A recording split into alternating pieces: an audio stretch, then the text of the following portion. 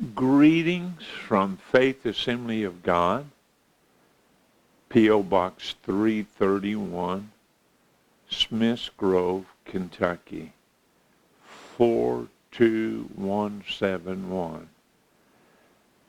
Faith Assembly of God, P.O. Box 331, Smiths Grove, Kentucky, 42171, or you can reach us via email, kyfingers,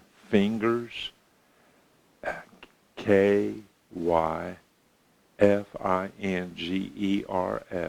AOL.com. And we're coming to you in great pain. I was working on the swimming pool. Linda loves it. I hate it. And I fell through the deck. We was replacing the deck this week. They took it down yesterday, and I fell through the deck, and I dangled there for 40 minutes. But I messed up my shoulder, ribs, and leg.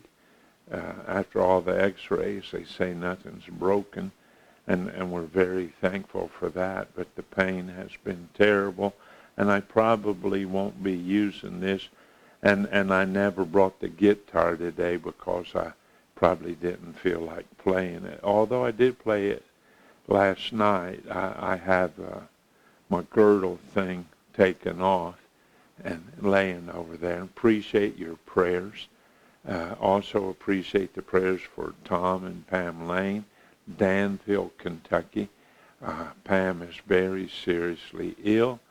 Billy and Pam Meeks at Hole in Walk, Tennessee.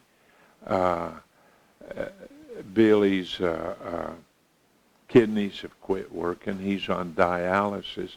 He is still pastoring. And Pammy, his wife, Pam, is doing a terrible battle with cancer. So be in prayer for them that the Lord will move and minister to those needs. And I have a thought, and forgive me for no music. I probably do better. I'm a good guitar picker. I'm just a terrible singer there. But I have a thought that I'd like to share with you in what's going on today. Today, our political system it appears to be beyond repair. The Supreme Court overturned Roe versus Wade. I was amazed that the court turned over. We have a football coach that was been taken to court, sued, lost his job. Because he went out on the field after the game and he knelt down and prayed. He never invited anybody to come with him. He just went out and prayed. That had always been his custom, and the school board told him he better not do that again, and he did. He just quietly went out there and knelt down. And it was rather amazing. Not only members of his own team went out, but members of the other team went out and knelt, and he lost his job over it, and the Supreme Court said he had every right in the world to do that, and we're very thankful for that ruling. But it's our problem's much deeper than the Supreme Court. Our nation's divided. It's terrible. It's more divided now than at the Civil War, when the states were divided over slavery. There were other issues too. We don't ever hear about that, but our division is much deeper than that. We can't get anything through the Senate or Congress. It's just terrible. If you watch the news, it's even worse. Our grandson was involved yesterday in a big takedown of a drug cartel man, and They was in full riot gear when they arrested them, and thank God there was no issue with that. Made the news, made the local news and state news there, but drugs are killing us. It's not only the illegal street drugs, it is the prescription drugs that is just killing America. Not only that, but our education system. The more money we dump into education, the greater the lag of education. If there's anything that will make you sick, it's being sick and going to the doctor. You can go to the doctor, and they never come to any conclusion or any of those things. Our medicine. Tom Lane's wife, one dose of her medicine is $10,000, and the insurance refuses to pay it. Wow, our nation's a mess. But my real concern is the mess in the family. The family is the foundation stone of all our society. Actually, the family was founded before the church was in the Garden of Eden. And divorce is rampant. All kinds of issues there, and I don't necessarily want to go into those issues, but just tell you that it's a mess. It's a mess. Linda's got where she couldn't walk, my wife. We finally broke down and took her to the doctor, and as they looked at the x-rays of her knees, we've known sometimes she's had a problem, but they said the word was, it's a mess. They just stood and looked at the computer and said, it's a mess, and said, we'll try this, and then if this and this don't work, we'll have to have knee replacement, but they said it's a mess. Well, I'd probably like to tell you, it appears that our world is a mess. What's going on in Ukraine and Russia, how we've stopped our oil production here in the United States, and our president is going to Saudi Arabia to ask them to increase their production, and the food from Ukraine and from the Soviet Union, it's just a mess. But I'm not here to talk about the mess, although I needed to lay a foundation about that mess. And I never even got to the mess in the church. The church is a mess. I had a meeting with, what do we call him, Larry? A Christian Jew, Masonic, a Messianic Jew. I had a meeting that the Messianic Jew a teacher that travels around the world was in our gas station. I walked by him and he said, sit down. I thought, boy, that's bold. I guess he saw my cross. And for 2 hours we had this discussion. And he said in his travels around the United States that he says less than 3% of people in the church are Christians. And he gave some biblical reasoning that he has behind that, and I certainly hope that's not true. I've heard it debated that the 5 wise and the 5 foolish mean 50% of the church is right and 50% of the church is wrong. I'm not here to judge who is and who's not and what a percentage it is, but I am telling you that there's a mess going on in the church, constitution and bylaws, and we've had this summer 2 major splits in 2 of our big denominations, and I'd probably rather not mention them over certain issues and all that kind of stuff. But I want to tell you that while the world's a mess and all of those issues are a mess, and I just covered a few of them.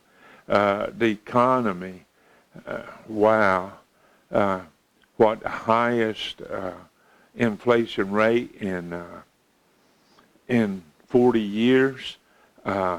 Gas has more than doubled, and I saw yesterday everybody celebrating on Facebook that gas has dropped 30 cents. Let's get real. It's gone up $2.50. It drops 30 cents, and we're saying, yay, yay, yay, yay. No, yay, it's still more than double of what it was. So here we are in this mess. But I want to tell you that there is the greatest hope that has ever been. The darker the night, the greater the light. And I want to talk about giving hope. But I also want to tell you this. You can't give hope if you don't have hope. From the pulpit, judgmentalness and all those things. You don't have to agree with me to be my friend. I have a lot of friends. I have one atheist friend that I count a friend. I absolutely don't agree with him, but I still count him my friend. We can agree to disagree, but we can't have hope. If we don't have hope, we can't give hope. What is hope? 1 Corinthians 13:13 says this. You know, 1 Corinthians 13 is the love chapter. And in verse 13, it tells us 3 essential ingredients that we have to have if we continue. Somebody can come to the Lord without these 3, but you won't stay with the Lord. Now abides these 3 things: faith, hope, and charity, or love. All 3 are absolutely essential to healthy growth. All 3 are essential. And honestly, I call them kissing cousins. It's hard to separate from where the one is to the other. Hope is in love. Love is in hope. And faith, that they're all through the golden thread of life. We thread it and we pull it together, and we know that you've got to have these 3 if you continue: faith, hope, and charity. And of these 3, the greatest is love, but that doesn't mean to minimize what faith and hope is. What is hope? Do I have hope? Do I share hope? Hope is a feeling of expectation. Hope is a desire. Hope is trusting, a feeling of trust. It's anticipation. Hope is to want something to happen. Hope is optimistic. Hope is an optimistic state of mind. Hope is expecting a positive outcome. Hope is confidence. You know, I may be little, I may be in a little place. My hands are limited.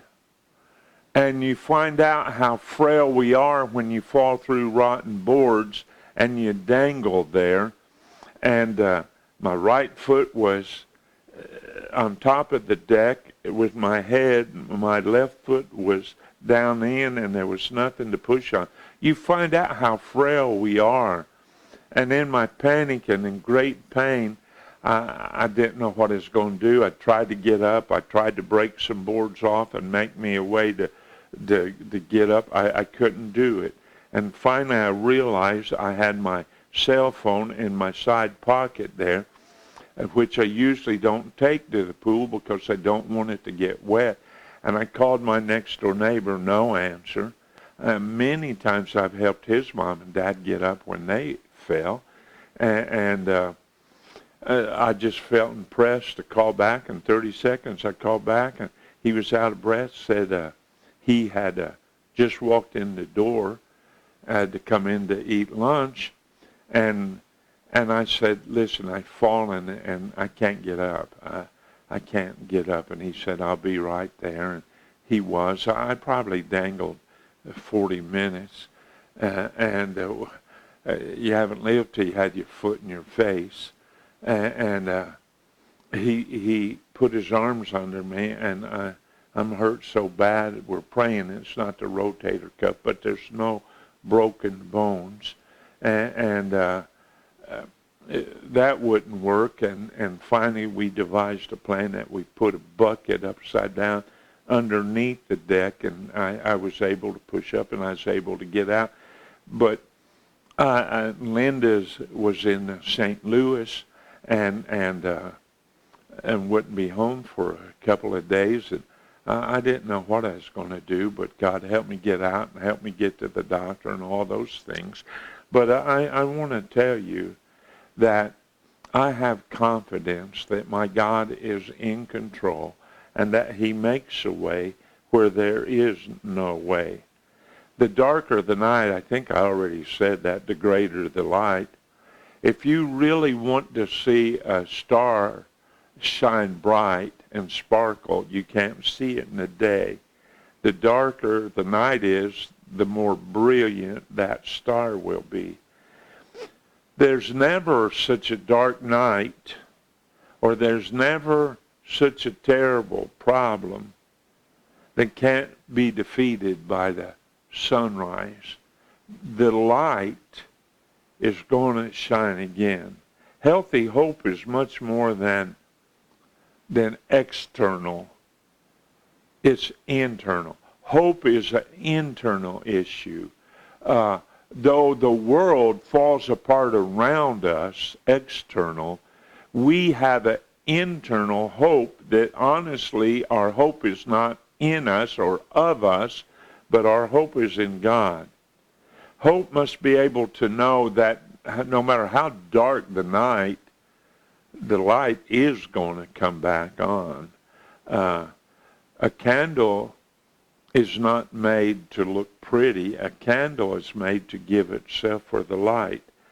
And I have great hope that in all of this darkness going on, I have great hope in hope. Your enemies in life, whether they be physical or spiritual, your enemies in life have several demonic goals before them. And one of those goals is to destroy your hope, to get you to be a hopeless person. God wants us to learn that dark nights come to reveal the light. And so we find Hebrews 13:13 now abides these three things: faith, hope, and charity. And the greatest of these, charity. Hebrews 6:19 says, which hope we have as the anchor of the soul. It's what holds us in storms. Sometimes you can't go forward. Sometimes you can't go backwards. You just have to drop anchor and wish for the day. It says, Hebrews 6:19, which hope we have as an anchor of the soul, both sure and steadfast, which entereth into that within the veil. If you'll remember, there was a veil in the temple between the Holy of the Holies and the outside. The veil was probably over a foot thick, and it separated man from God. And when Jesus died, the veil was rent from the top to the bottom and allowed access for all of us. So hope is not just for an elite few people. Hope is for all of us. I love what Franklin Delano Roosevelt said. He said, we have always helped to hope. We've always helped to the belief and to the conviction that there is a better life, a better world just beyond the horizon. We need somehow in life, watching this, if you're a Christian, if you're not, you're in deep, dark trouble if you have no hope. If we do what we know to do, if we depend on God, God doesn't want you to die for Him. He wants you to live for Him. I know a bunch of people that are rascals that would literally die for Jesus, but there's no way they're going to live for Him every day. They're so busy in their party lifestyles and those things. God wants you. He doesn't. Yeah, we give offerings, and yeah, we do things, and yeah, we visit the rest homes, and yes, we do all of those things. God's not wanting things. God's wanting you. And there is a problem within the church today in that we are desiring the gifts. We worship, and we praise, and we're doing all of those things when our ultimate goal should be, I want God. I want God. 2 Peter 3, verse 9. I have hope. I have hope. Why do I have hope? Well, they crucified Jesus at Golgotha. Still to this day, it's absolutely amazing to see the place of the skull and then go to the grave. I had the privilege of doing that, and our group was 33 different people from all over the United States, and I knew we was going to the grave, and I ran ahead of all of them, and I went in the grave, and I looked, and it's empty. My hope is in an empty grave. It's not in the crucifixion. My hope is that they buried him, and on the third day he came out. The third day is a great study. On the third day, Abraham with his son. On the third day, the whale or big fish puked up Jonah. But it says this in 2 Peter 3, verse 9. I'd like, first off, to focus my life on hope.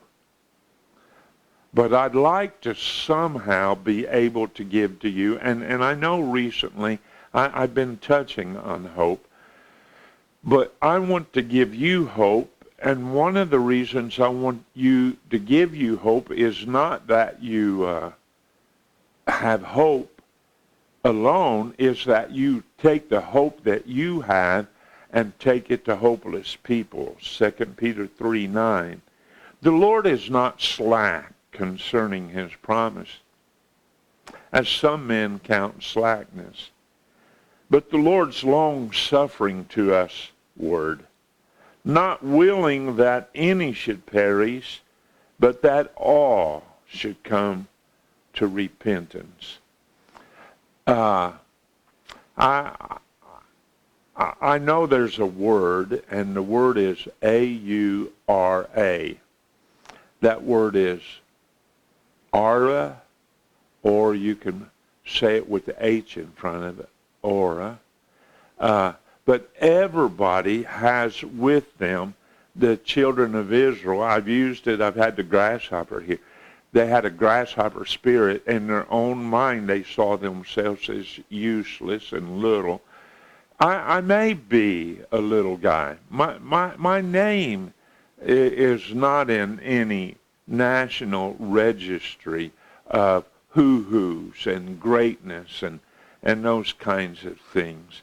But God handpicks little people in little places, and sometimes we have big problems, but he handpicks those people to be hope givers. We need to think about what we think about. I can get all kinds of You know, the alcoholic, the drug addict wants to talk about the alcoholic wants to talk about the hypocrite.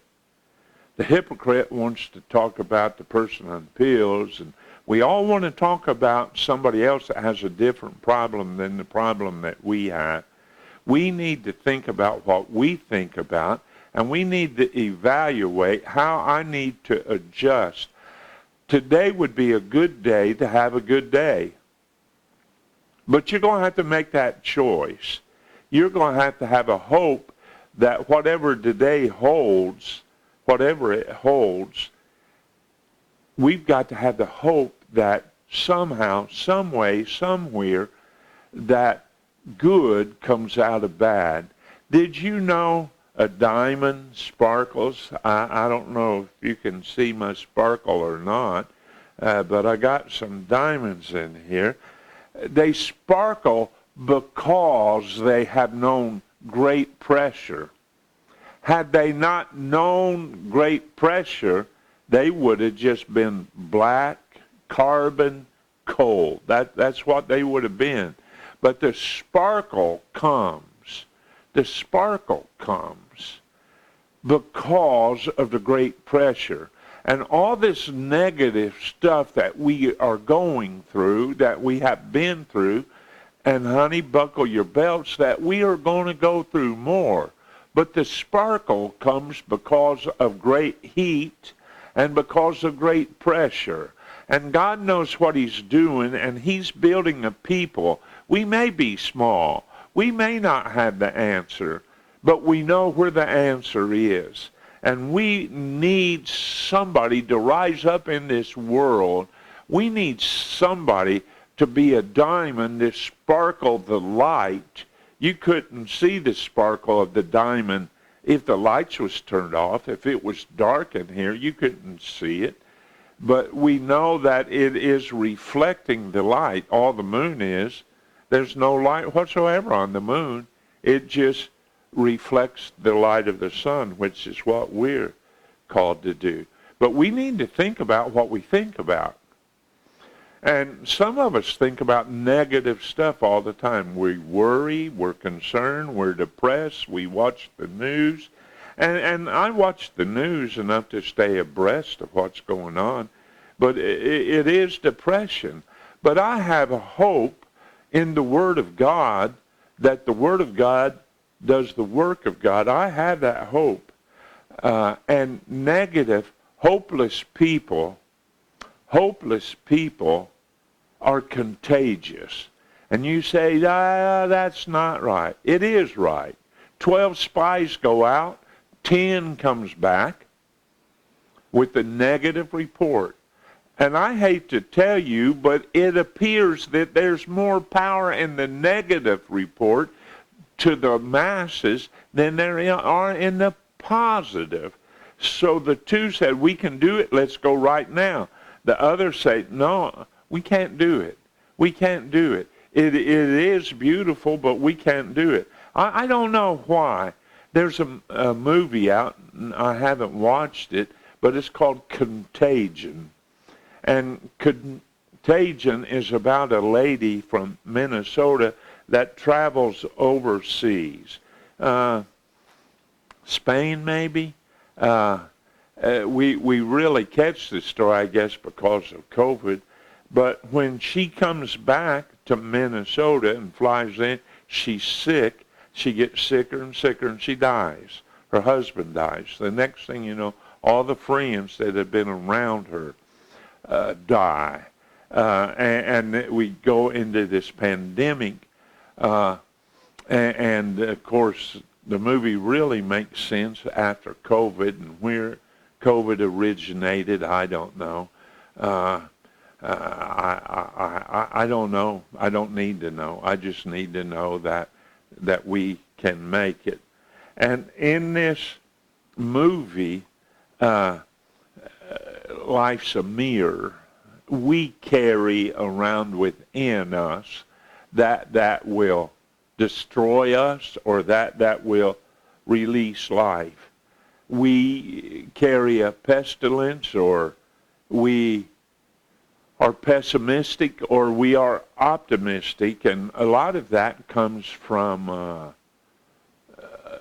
our history, our perspective.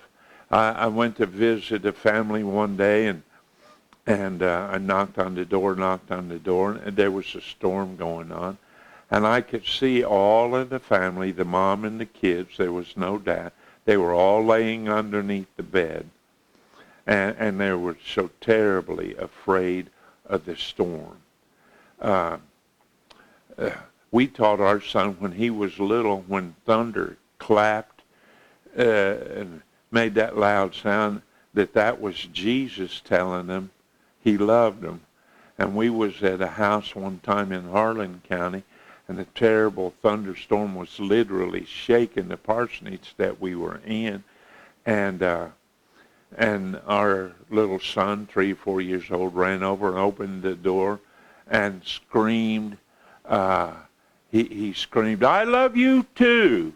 And one lady in great fear said, I don't understand that. I do understand that we are a product of our choices.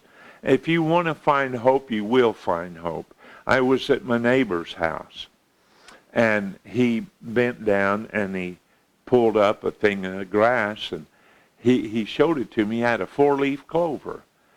And he opened his billfold, and when he opened it up, he had probably, 12, 13 4-leaf clovers stuck in his billfold. And he added this one, and he put it in there. And he asked me how many 4-leaf clovers had I ever found. I said, I never found a 4-leaf clover. When I went home, I got to thinking about, why has he got so many and I don't have any?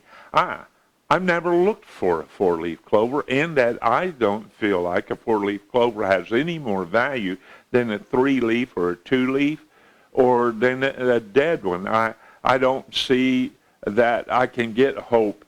And somebody said, well, rabbit's foot gives you hope.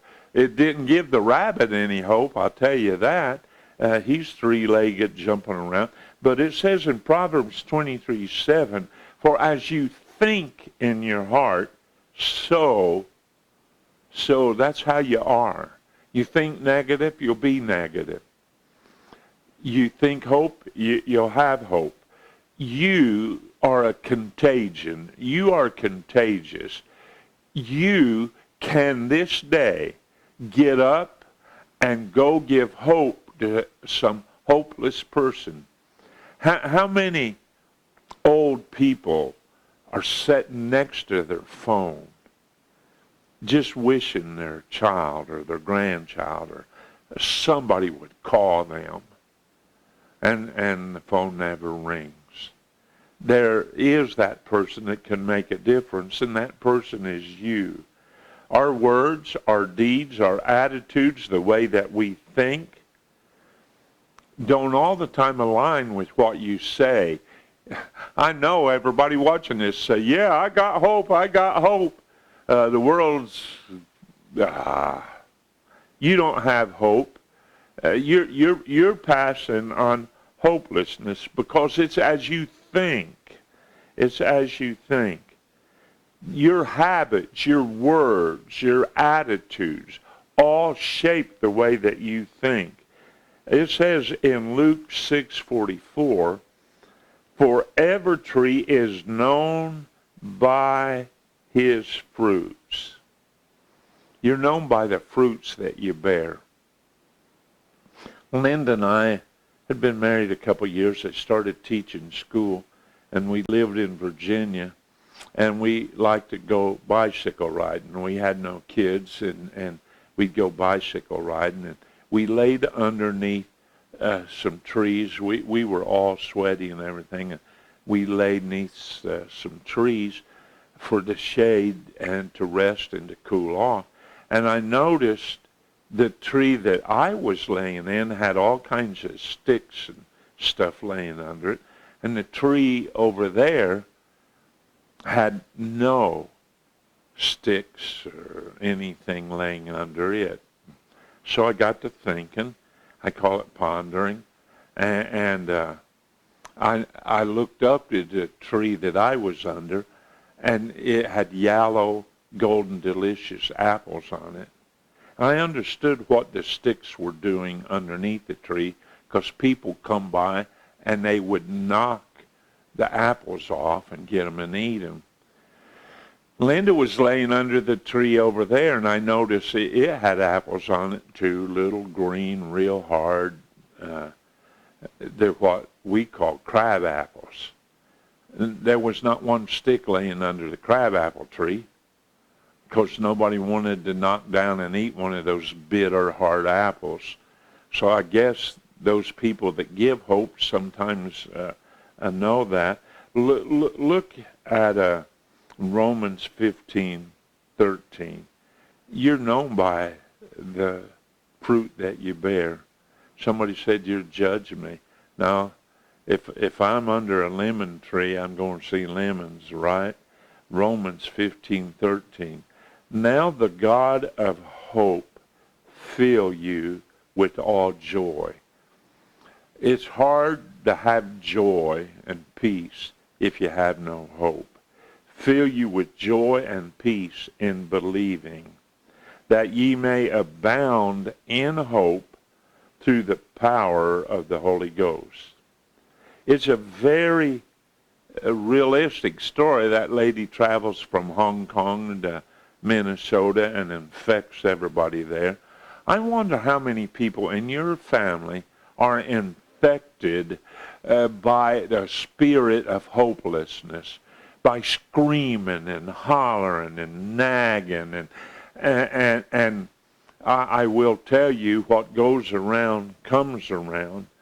I don't want to give off a contagious, communicable disease that comes from close contact. I don't want to spread harmful ideals and practices to other people. I don't want to do it. God's called me to be a hope giver, and I can't give hope if I don't have hope. And you can't either. And I wonder if we honestly evaluated your home. Is your home full of hope, or is it hopelessness? Your television, your telephone. I know there's this song, if there's a telephone in heaven, would you please put Mama on the line? I'd like to talk to her. I say there won't be any cell phones and any telephones in heaven. I think cell phones and telephones will be in hell. I think the people in hell will be going like this.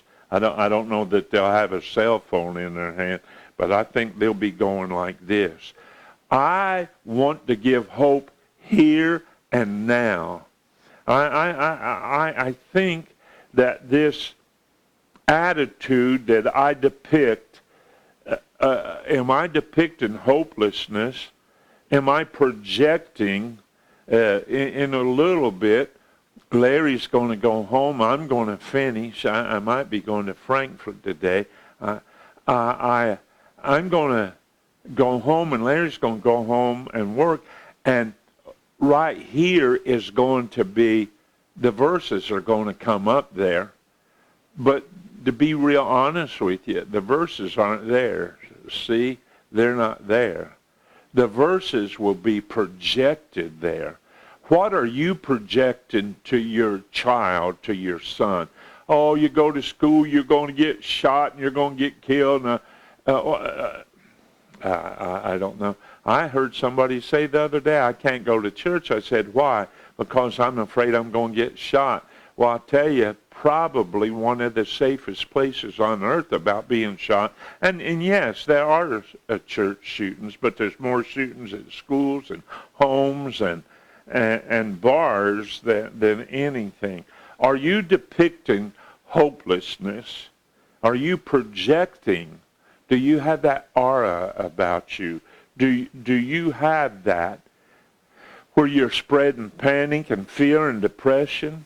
Let's get honest and let's evaluate where we really are. My hope is kind of like a kid waiting on Christmas Day. Remember, December the 1st rolls around, and Seems like forever till the 25th gets there. Hope says Christmas is coming. It's coming. Our boys, we'd put a thing up on the wall, and we'd put an X and how many days were left at Christmas. I want to tell you that my God has a plan, and my God, I may be hurting him. I may have messed up my rotator cuff. I don't know. My whole arm's killing me, my leg and all that kind of stuff. But I want to tell you, I know this too shall pass. This too will pass, however we go. Psalms 27, verse 14. I believe that there's a remedy for every problem. I believe that there is a remedy, and I believe we need somebody to find the remedy. I wonder, has there been another Billy Graham that God was raising up and he was aborted? I wonder if there was a young child that if they had been born, if they had been born, would have found a cure for cancer, but they were aborted. But I still have this great hope. Psalms 27, verse 14. Hope comes to those people that wait upon the Lord. Psalms 27, 14. Wait on the Lord. Be of good courage. While you're waiting, keep your courage up. And he shall strengthen thy heart. And again, the power of repetition is saying it again. Wait, I say, on the Lord.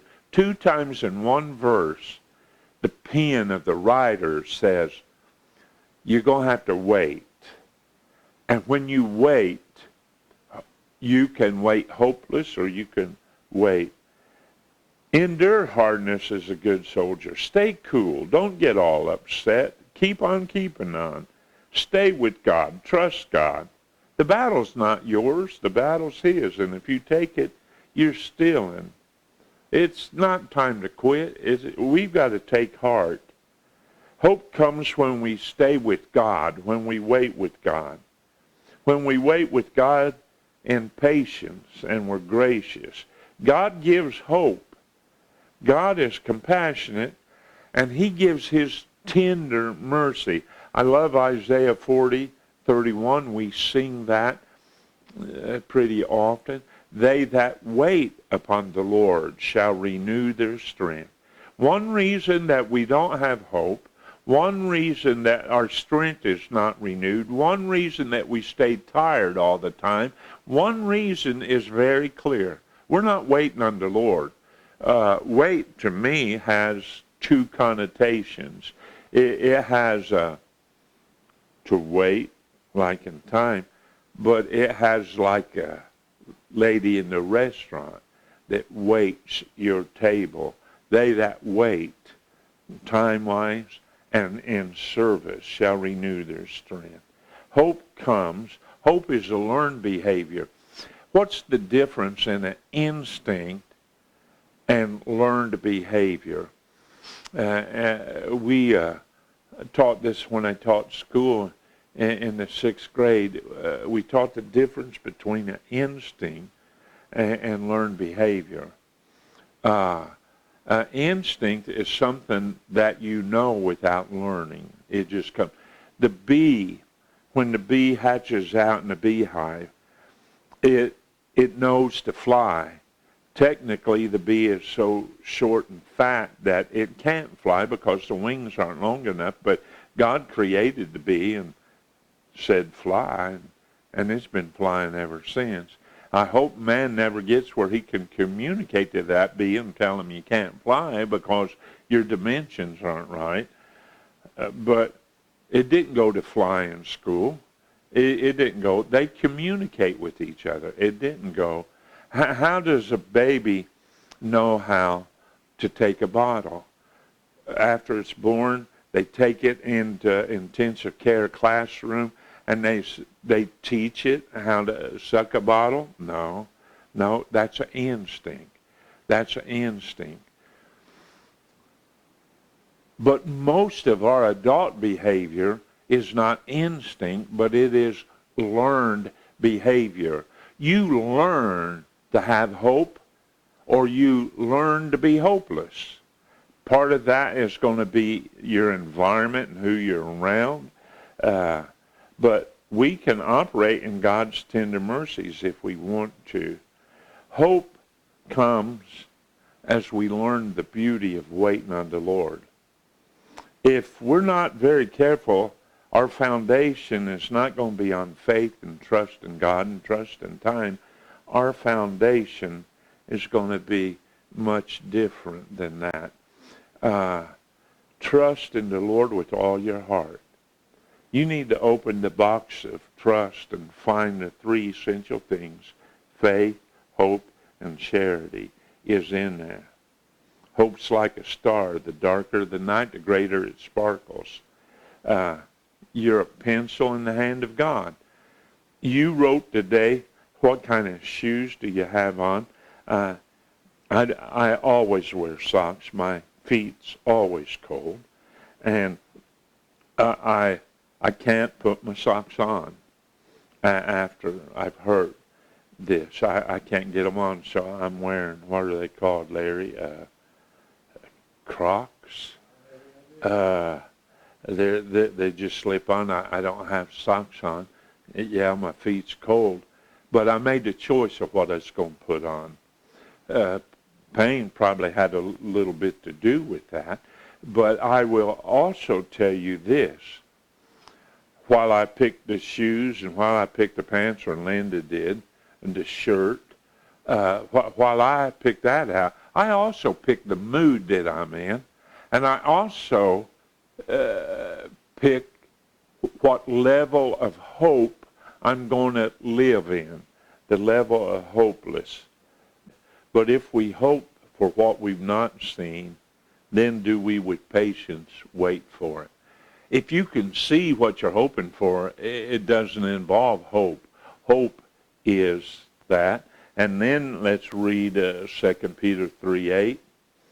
But, beloved, be not ignorant of this one thing, that one day is with the Lord as 1,000 years, and 1,000 years is one day. So time means nothing. To God, it means something to us.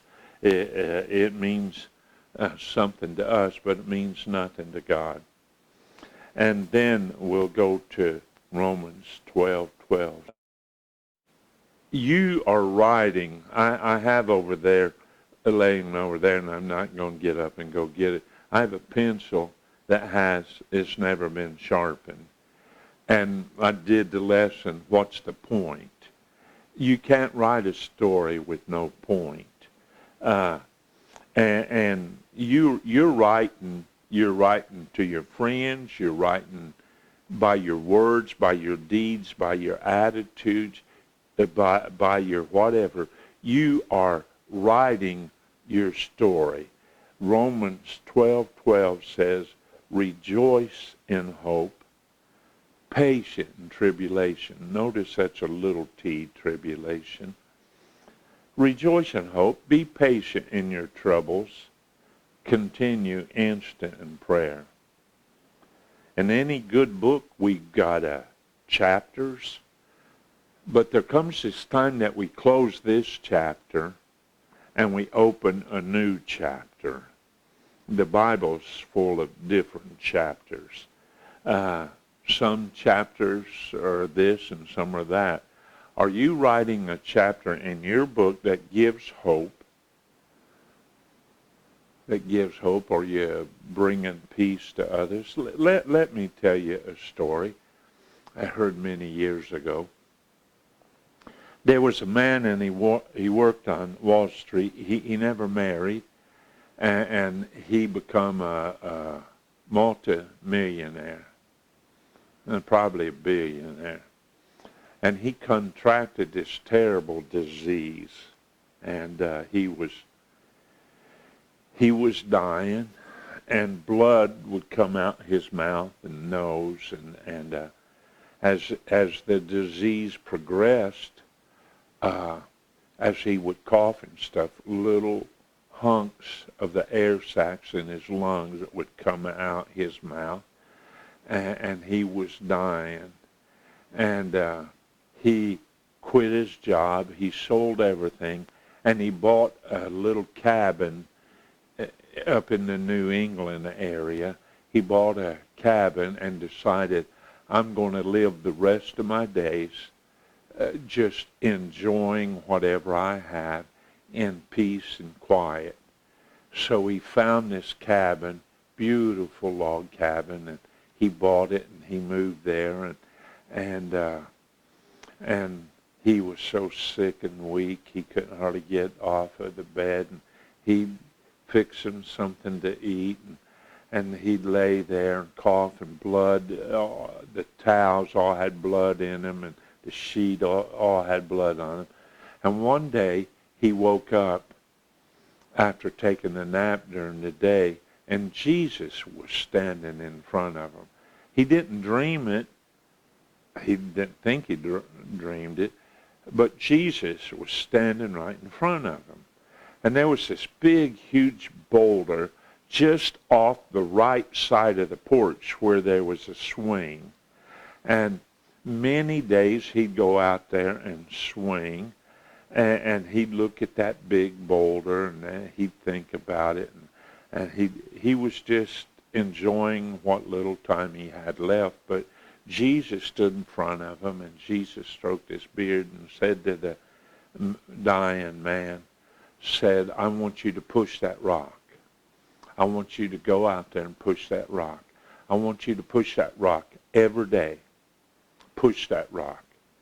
Push the rock as hard as you can.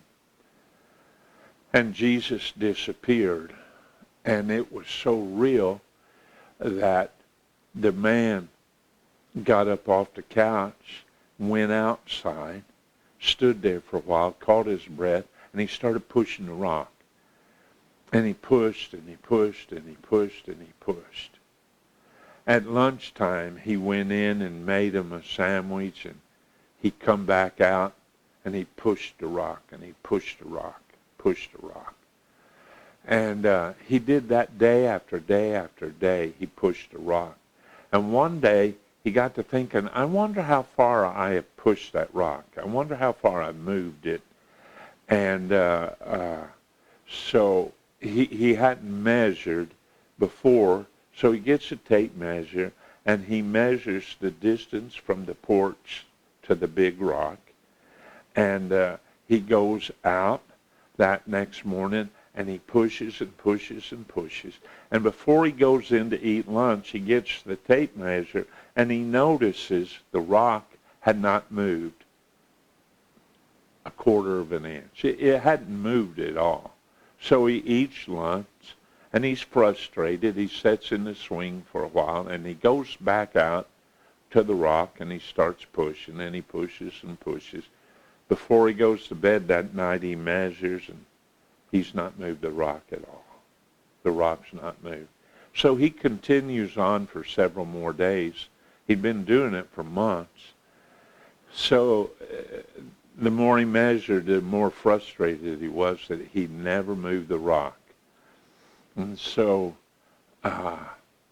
he was laying down taking a nap, and he was very angry with God that after all those hours of pushing that rock, the rock had not moved, hadn't moved a hair. And he was angry about that. And he woke up, and Jesus was standing in front of him again. And Jesus strokes his beard. And Jesus said, what's wrong? And he said, I'm very angry. And Jesus said, why are you so angry? He said, I'm frustrated. For days in and days out, I've pushed that rock, and I've not moved it one hair. I've not moved it one hair. Jesus, you told me to push that rock, and it's not moved at all. And Jesus looked at him and said, you're absolutely right. I didn't tell you to move the rock. I told you to push the rock.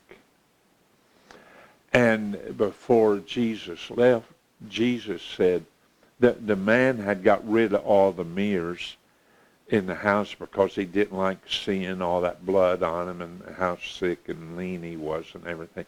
The man, Jesus said, go get your mirror. And he went and got a mirror, and he looked in the mirror, and the man was strong. He was big. He was muscular. His appetite had increased. His strength. And Jesus said, when's the last time you had a coughing spell? He said, I never thought about it. I have. Said, when's the last time you spit up blood? He said, I can't remember when I spit up blood or pieces of my lung. And Jesus said, by pushing the rock, it made you stronger. And now you're well. But where on earth did you ever get that I said to you, move the rock? I didn't tell you to move the rock because you're not capable of moving the rock, but you was capable of pushing the rock. And while you pushed the rock, your strength came back. And the man was amazed. He was amazed. He just kept standing in front of that mirror, looking at what over time pushing the rock did for him. And he understood the issue was not moving the rock. The issue was pushing the rock. So I say to you right now, whatever it is that's in front of us, whatever the tribulation, whatever the trial, whatever, it says in Hebrews 10, verse 23, let's hold fast to the profession of our faith without wavering, for he is faithful that promised. You keep pushing the rock. You keep pushing the rock. You keep doing what you can. And somewhere hope is going to meet with you. And somewhere you're going to see Proverbs 3:13. Happy is the man that finds wisdom and he gets understanding. We should be focusing on that. I love that song. C.T. Hughes used to sing it, The Lighthouse. I love that song. The guy that wrote it was here once. I can't remember their names. Ronnie Henson. Ronnie Henson. He got half of it and I got half of it. I thank God for the lighthouse. You know the story, I've said it, that the captain of this big, huge million-gallon oil tanker is out on the water, and somebody comes over the radio on the emergency channel and says, you better change your course. You better change your course. And the captain of the ship comes back on the radio and says, you don't understand. We're a million-gallon tanker. We're not going to change our course. You change your course. Little boat, you change your course. And the radio comes back and says, I'm warning you right now, you better change your course. You better change your course. And the captain of the big ship comes back, no, I told you to change your course. And the guy at the radio come back and said, this is the lighthouse. We're on the rocky shores. If you don't change your course, you're going to crash. Well, that's the story of you right now with your attitudes of hopelessness. You need to change it, and you say, oh, yeah, the whole world. No. You change your attitude and see what the Lord can do. There is a resurrection power. There is the third day that our hopelessness turns to hope. Remember the two guys walking on the Emmaus Road? They said, didn't our hearts burn within us? They never knew that they was walking with the lighthouse. Romans 5 verse 2. By whom we have access by faith into the grace in which we stand, and rejoice in the hope of the glory of God. I need you to latch on to that there is hope in hopeless days. And we need somebody to enlist to be a hope giver. We need hope givers in this world to give hope. We need hope givers that'll take children and instill hope into. Yeah, it's dark out there. Sure it is. Yeah. God's got a plan. And one of these days, we're going to see his plan come about. We need hope givers. Would you enlist? You can't give what you don't have. If you only have a little, you can only give a little. If you have a lot, you can give a lot. If you have a dump truck load, you could give a truckload. We are in desperate need in the church and in our families. We need the hope of revival. We need hope givers that would motivate and inspire people that's going through heavy struggles and terrible battles with cancer, with finances, with all of that, shortages, toilet paper, crackers, flour. I couldn't get an egg biscuit this week because they can't get eggs. Wow. I don't know. If it gets back teetotally to rice, I don't know. But I do know this. I know in whom I believe, and I am persuaded that he's able to keep that we commit to him against that day. I do believe that you need hope, and you need to share your hope. You need to hope against hope. Romans 4:18. I need to be wrapping it up. Romans 4:18. I love this verse. Who against hope believed in hope. Wow. Who against hope believed in hope. They had no reason to hope, but they believed in hope anyway. That he might become the father of many nations according to that which was spoken. So shall thy seed be. Abraham had hope when there was no hope, when there was no way.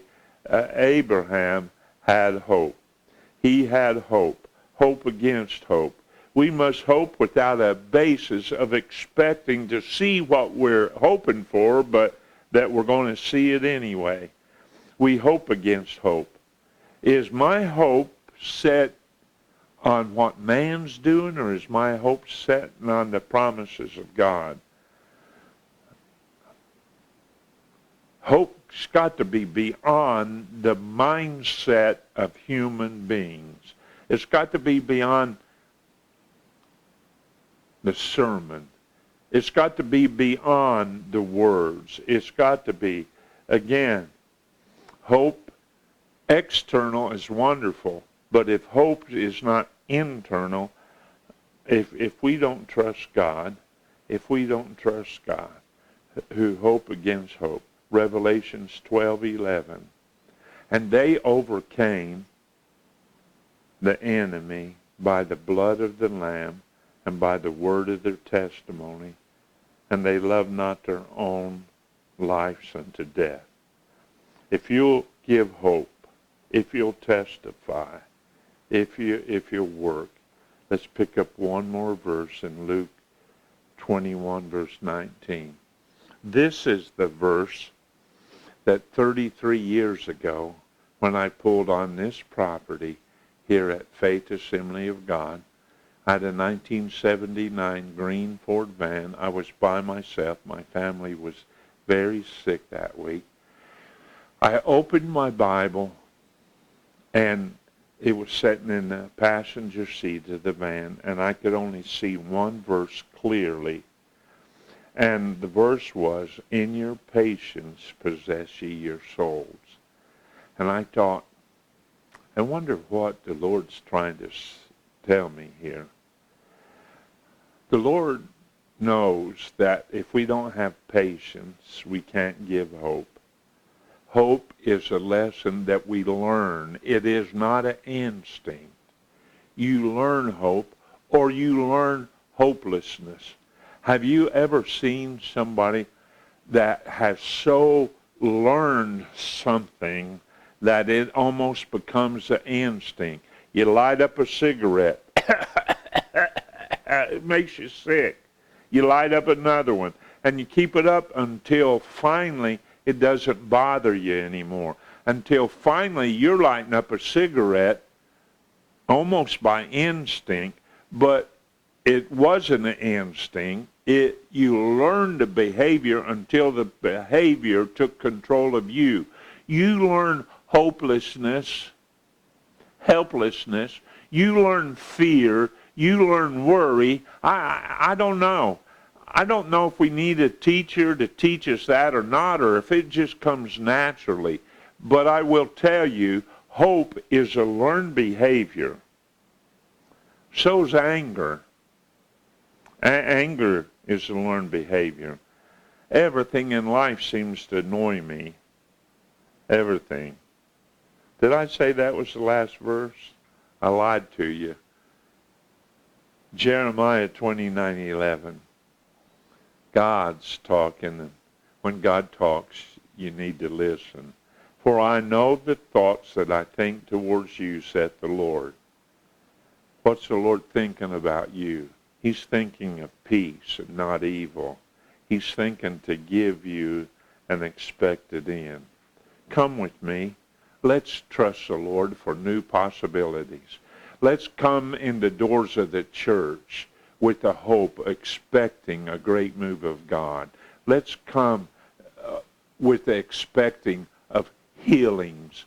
Let's come with broken, crushed lives. Let's come to the altar. Let's come to this place wherein we give hope. I'm asking you, number one, will you evaluate your hope? Are you in kindergarten, first grade, second grade, third grade? I guess you don't get out of kindergarten until you pass the test in the first grade. I guess you don't get a MD degree till you pass your medical board test. And I will tell you, you're never going to advance in life until you get to this. You're never going to be promoted until you get to the point that you have hope and that you share hope. Don't pass it. If you're going to live your life hopeless, don't pass it around. I don't want it. Don't tell me your negative things. I was playing music in Meldrum Baptist Church, Bell County, Kentucky. A man on the first row stood up, and he said, I have a request. And so he started telling us this request. He said, I have a brother that's very mean, and he's very all of these things. I want you to pray that he'll get saved. I want you to know that I don't think he'll ever get saved, but I want you to pray that he'll get saved. Was he undoing by hopelessness? Was he looking at facts, or was he looking at trusting God? Facts can lie to you. Facts are facts. That's very true. Facts are facts. Joel Osteen tells the story of his mother that had cancer. The facts was she's dead meat.